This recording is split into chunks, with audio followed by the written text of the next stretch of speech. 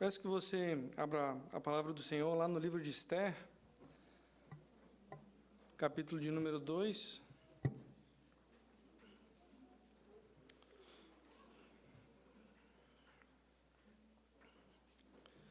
Vamos dar continuidade a essa série que a gente iniciou na última pregação. O trecho da pregação hoje vai ser Esther, capítulo 2, do versículo 1 até o versículo 18, mas a gente vai ler nesse início apenas até o versículo de número 4.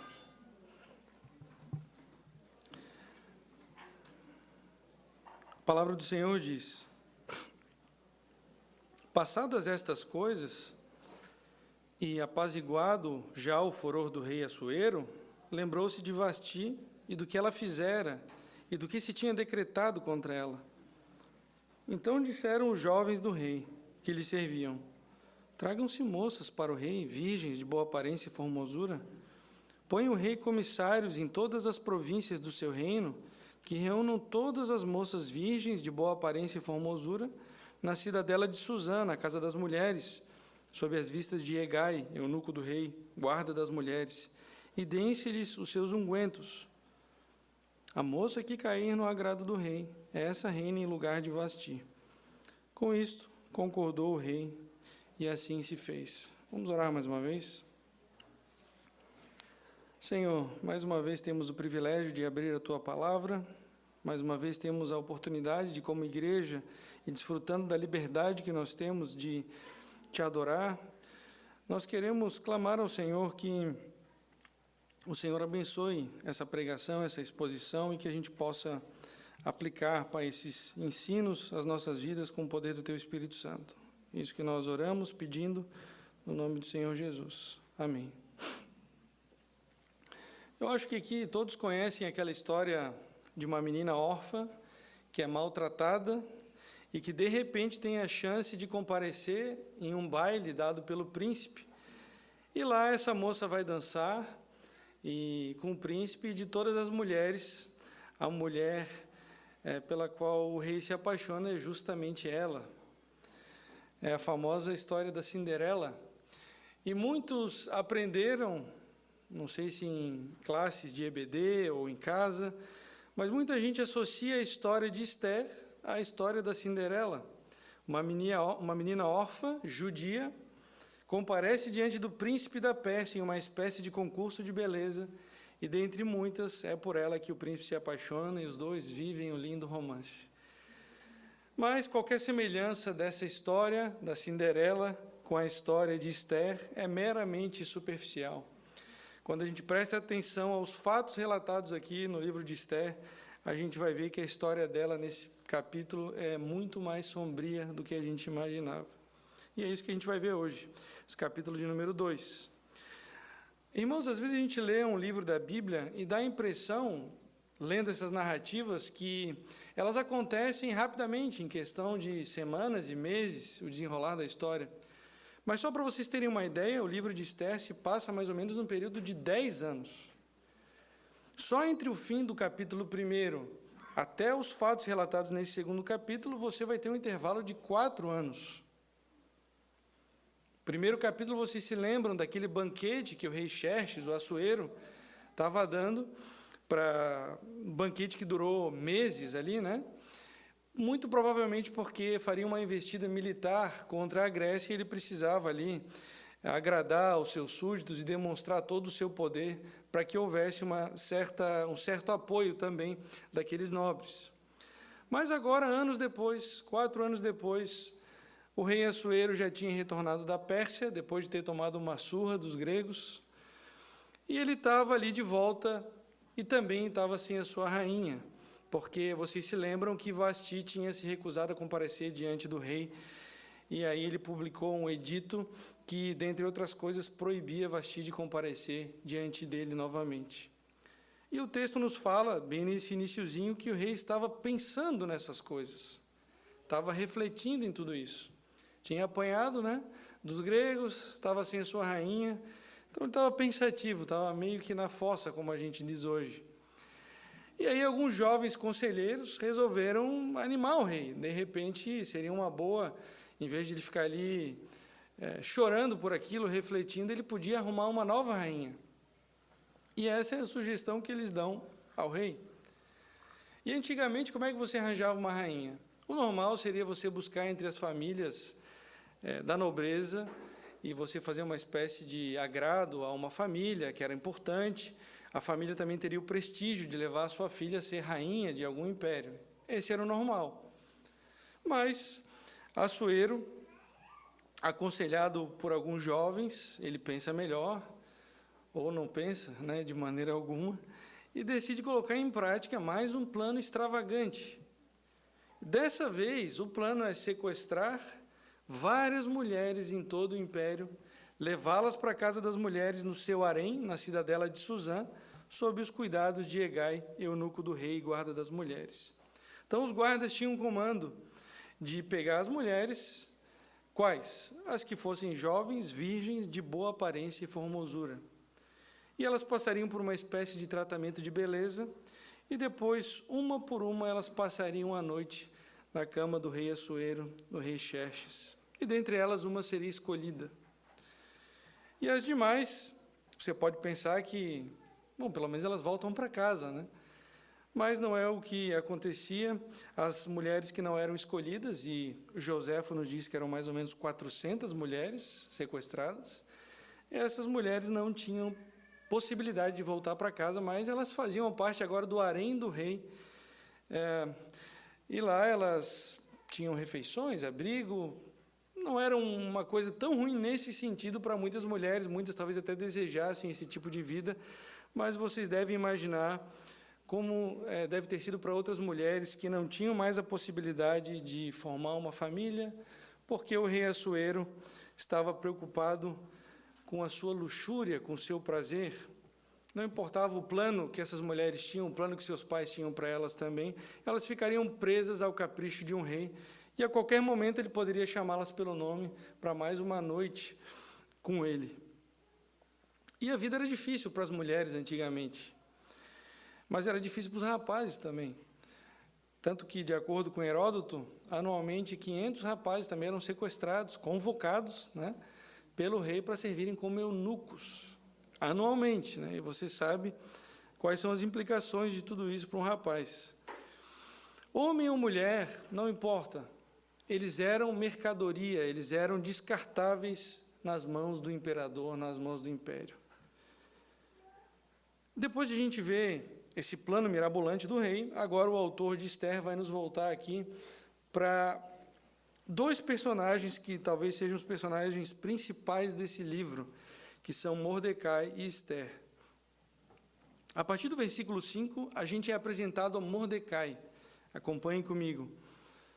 Ora, na cidadela de Suzã havia certo homem judeu, benjamita, chamado Mordecai, filho de Jair, filho de Simei, filho de Quis, que fora transportado de Jerusalém com os exilados, que foram deportados com Jeconias, rei de Judá, a quem Nabucodonosor, rei da Babilônia, havia transportado.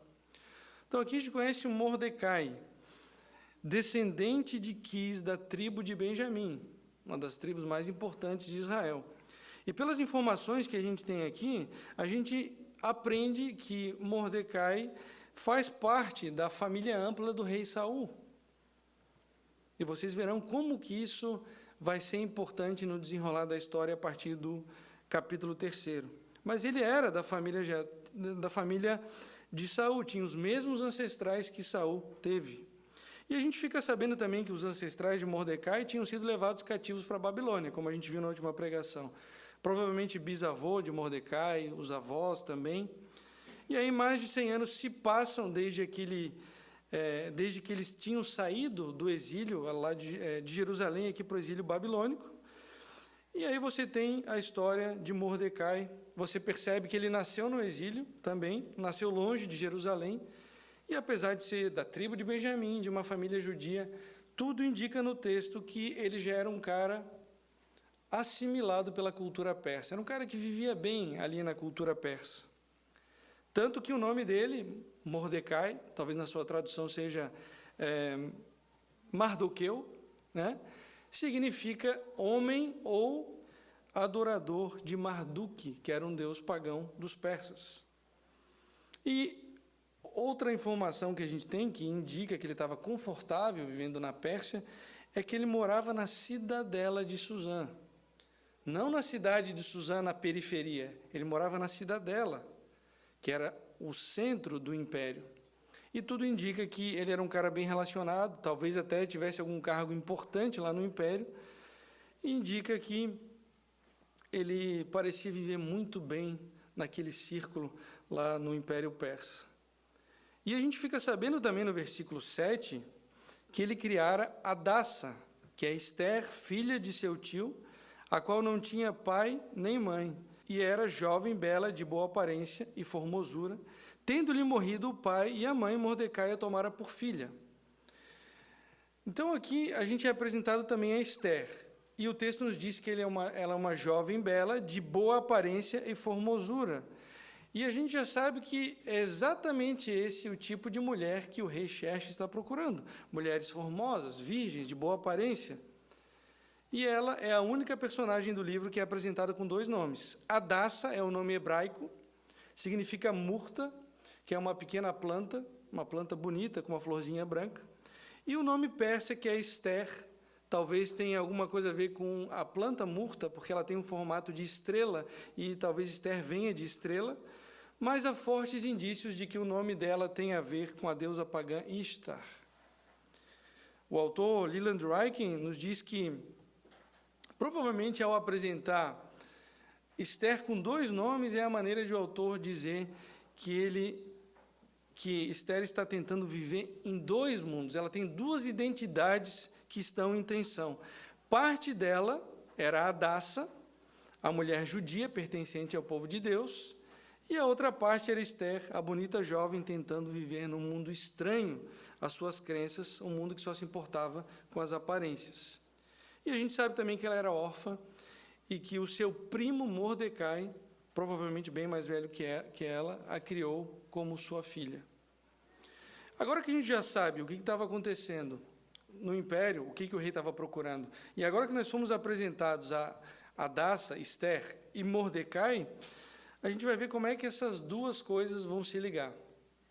Veja a partir do versículo 8º. Em se divulgando, pois, o mandado do rei e a sua lei, ao serem ajuntadas muitas moças na cidadela de Suzã, sob as vistas de Hegai, levaram também Ester à casa do rei, sob os cuidados de Hegai, guarda das mulheres. Um comentarista judeu do século XV, ele pergunta por que Mordecai, ao ouvir o anúncio do rei, não arriscou sua vida levando Ester para um lugar longe dali, até que aquilo tudo terminasse. Ele deveria preferir a morte ao ver a sua filha adotiva, sua prima Ester, sofrer na mão daquele déspota Xerxes. E a pergunta é, por que Ester também não recusou? Pelo menos não tem indício aqui. Parece que não houve nenhum tipo de resistência dos 2. O fato é que Ester foi levada com os guardas para a casa das mulheres. E o versículo 9 continua. A moça lhe pareceu formosa ao eunuco do rei Hegai, e alcançou o favor perante ele, pelo que se apressou em dar-lhe os ungüentos e os devidos alimentos, como também 7 jovens escolhidas da casa do rei, e a fez passar com as suas jovens para os melhores aposentos da casa das mulheres. Então a gente aprende aqui que Ester não apenas era formosa, mas que ela também era agradável aos olhos de Hegai, o eunuco do rei. E a gente aprende também que ela alcançou o favor diante do eunuco. E alcançar o favor aqui dá a ideia de que ela estava trabalhando para conseguir o favor dele. O império funcionava com base na superficialidade, na aparência, e parece que Ester estava bem assimilada nesse sentido. Não importava o que ela tinha que fazer, não importava as exigências do império, ela parece não só não oferecer resistência, mas parece estar jogando muito bem aquele jogo que lhe foi proposto. Então ela passa por tratamento de beleza aqui.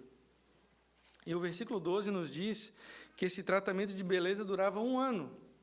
6 meses com óleo de mirra e 6 meses com especiarias e ungüentos. E ela também recebeu vários alimentos que provavelmente ajudariam nessa dieta de embelezamento.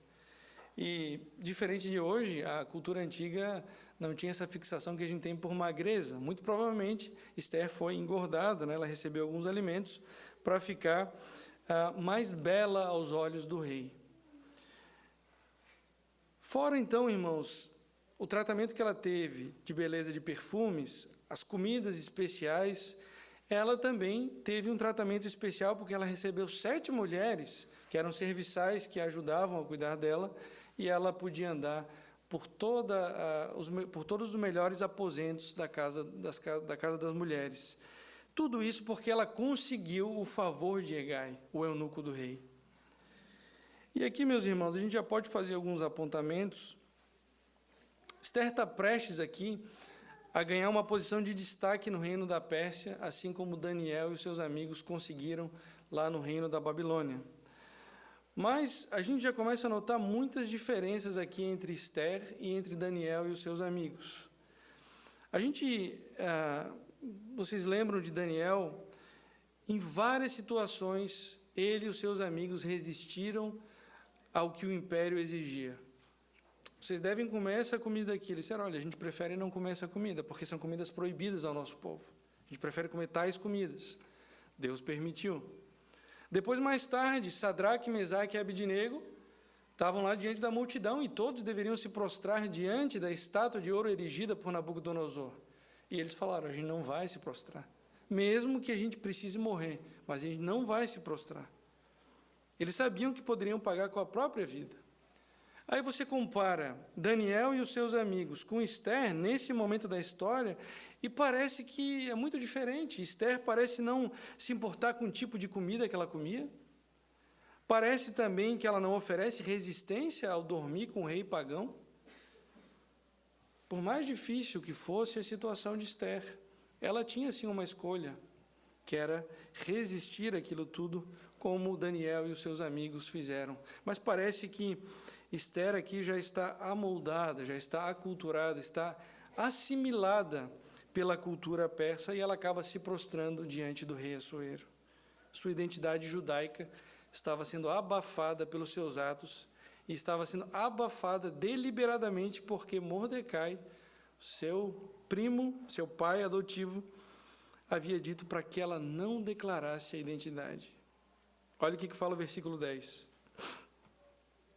Esther não havia declarado o seu povo nem a sua linhagem, porque Mordecai lhe ordenara que não o declarasse. Agora, por que Mordecai exigiu isso de Esther?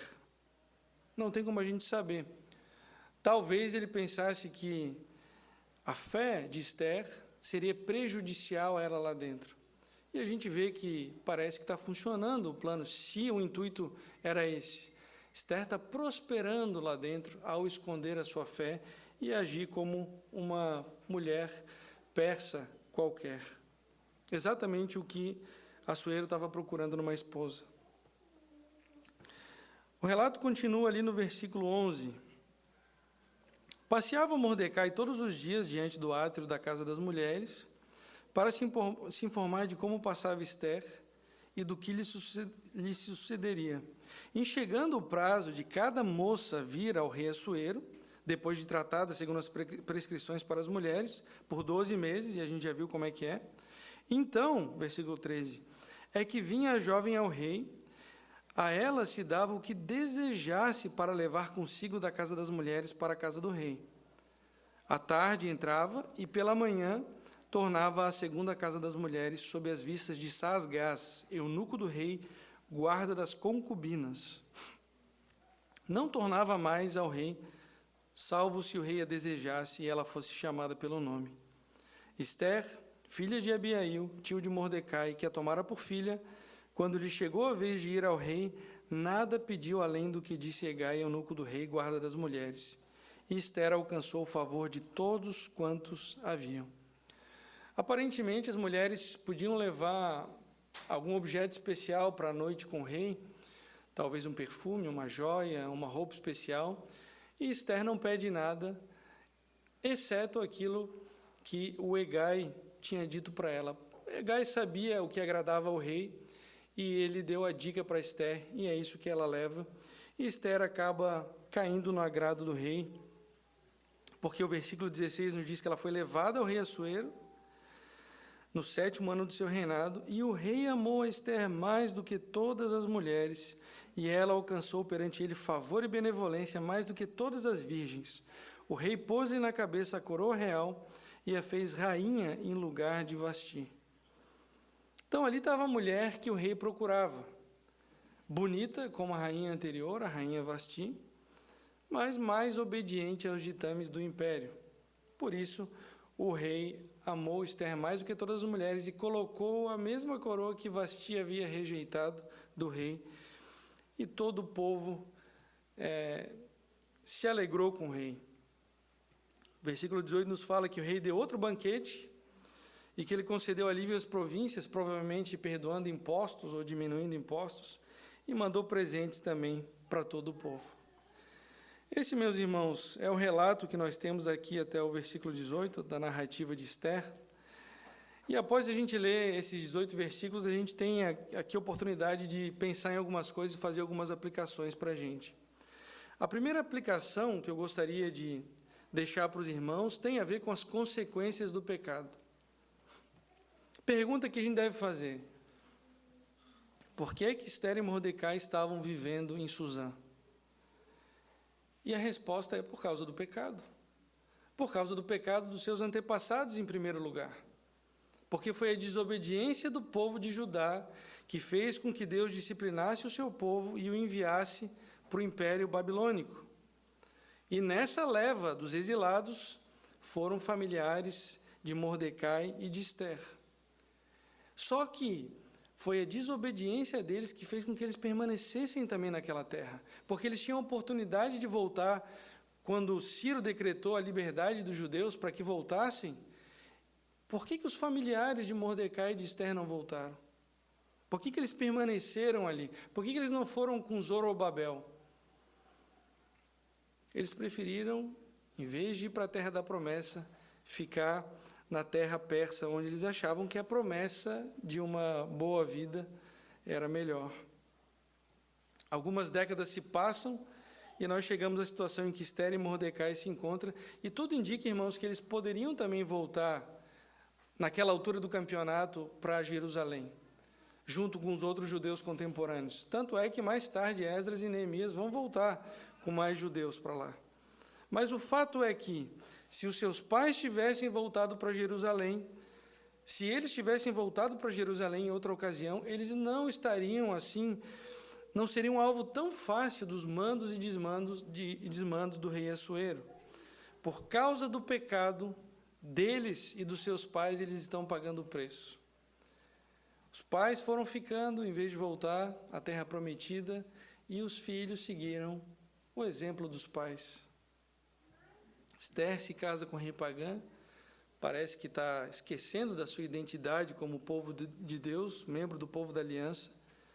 E esses fatos nos ensinam que as consequências do pecado podem ser duradouras e podem, inclusive, influenciar, prejudicar outras pessoas, principalmente aquelas que estão debaixo do nosso cuidado, no caso aí de pais e filhos.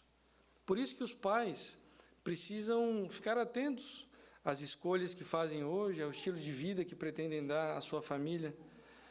Pais que negligenciam a igreja, por exemplo, que não veem tanta importância em frequentar os cultos, em ser membro de uma igreja, em ter comunhão com os irmãos, em aprender com os irmãos da palavra do Senhor.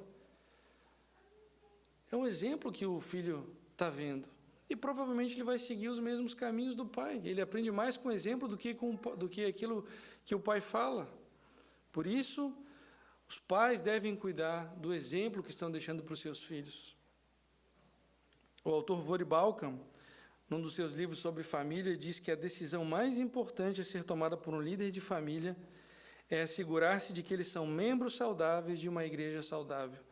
Isso é mais importante do que a avaliação de sua situação financeira, uso do tempo, perspectivas de entretenimento, onde e como vivem, que carro têm, onde e como seus filhos são educados, ou qualquer outra questão acerca do estilo de vida. Nenhuma dessas coisas é tão significante como a membresia na igreja. Os filhos aprendem pelo exemplo. E se as escolhas que os pais tomam demonstram que a igreja do Senhor não é importante, provavelmente é isso que eles vão fazer mais tarde também. Ou pais que negligenciam o ensino em casa, o ensino no lar da palavra do Senhor. Pais que têm um péssimo relacionamento, marido e mulher que não se perdoam, vivem sempre em conflito. Tudo isso, irmãos, faz a diferença na vida dos filhos. Apesar de os filhos serem responsáveis diante do Senhor pelos seus atos, o fato é que tudo isso pode ser uma pedra de tropeço na vida deles, o exemplo dos pais. Por isso, o cuidado deve ser redobrado. E a segunda aplicação tem a ver com não negociarmos a nossa fé diante das exigências do império secular.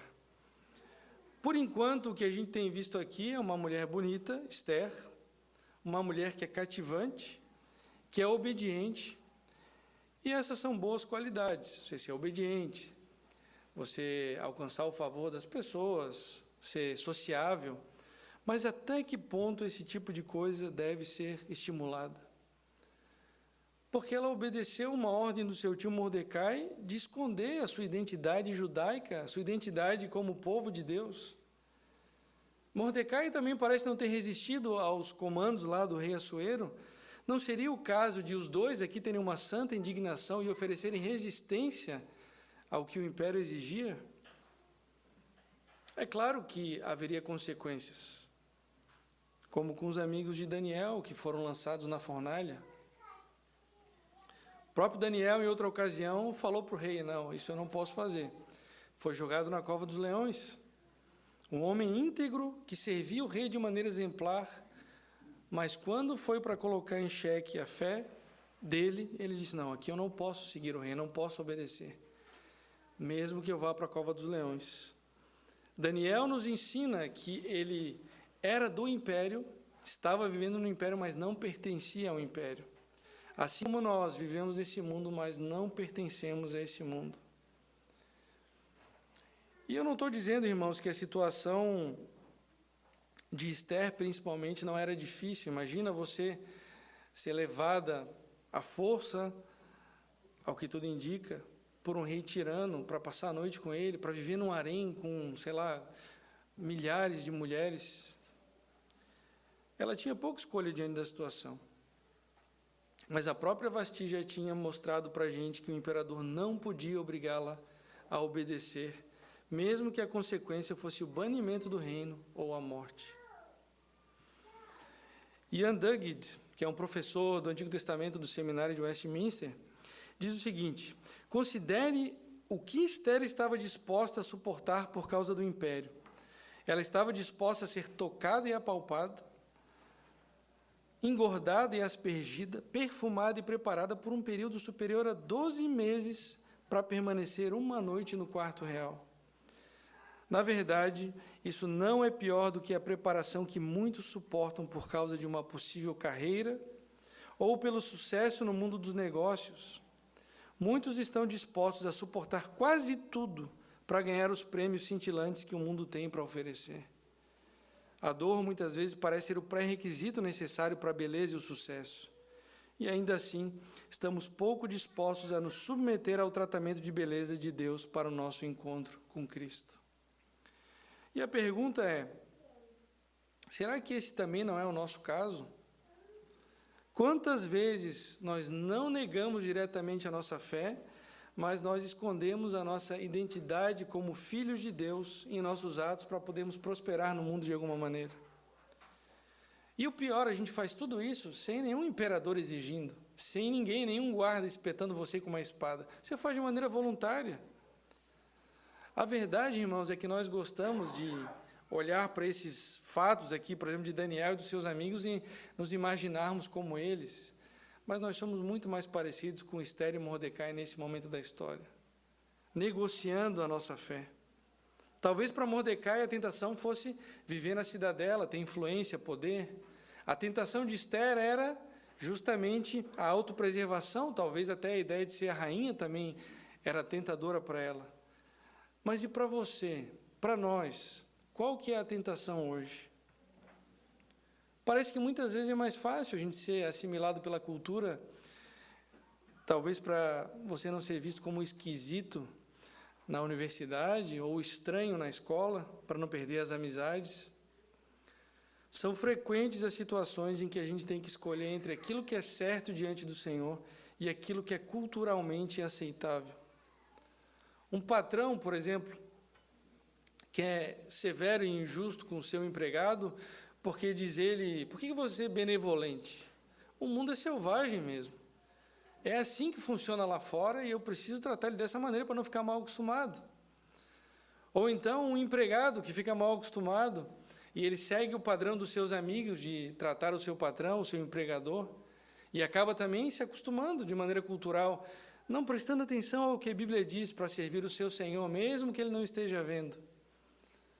Talvez o comerciante também que diz, olha, eu não tenho escolha, ou eu faço isso, esse negócio escuso, ou a minha loja fecha. Eu não tenho como competir com a concorrência dessa maneira, cumprindo exatamente os detalhes da lei. A tensão vai ser constante. A pressão para a gente se amoldar à cultura vai ser constante. Nesses dias eu recebi, num grupo de WhatsApp, a foto de algumas pessoas aparentemente cristãs, em um protesto político, orando em cima de uma bandeira do Brasil, com um palavrão bem grande no meio. Um dizer lá com um palavrão, e as pessoas orando fervorosamente pela nação. Gente, olha a mistura que a gente está fazendo muitas vezes, se acostumando com o que a cultura acha normal. Você pode passear, participar de passeatas, você pode se engajar culturalmente, claro que pode. Você pode se engajar politicamente, inclusive, desejar um país livre de corrupção, mas você precisa fazer isso como cidadão do reino de Deus. Até determinado momento você vai com aquela pessoa. Depois você fala, não, aqui eu não posso ir. Dessa maneira não, eu não vou lutar contra a corrupção ou outras coisas de uma maneira que não agrada ao Senhor. Paulo nos diz em Romanos, não se deixem vencer pelo mal, mas vençam o mal com o bem. Ele não fala vençam o mal com o bem em uma pitadinha de maldade, só para as pessoas ficarem ligadas, para ver que você não é esse bobalhão. Vençam o mal com o bem. Confiem no Senhor. Se engajem culturalmente, mas não negociem a fé de vocês no trabalho, ou em engajamento político, ou na internet, ou na escola, na universidade, onde quer que seja. Não negocie a sua fé, não seja como os outros que não agradam a Deus.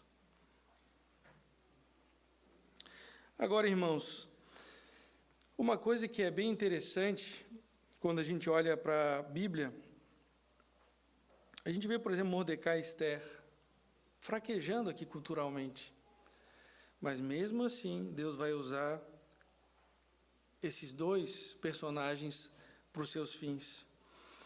A gente vai ver que depois haverá uma mudança no comportamento de Mordecai e de Esther.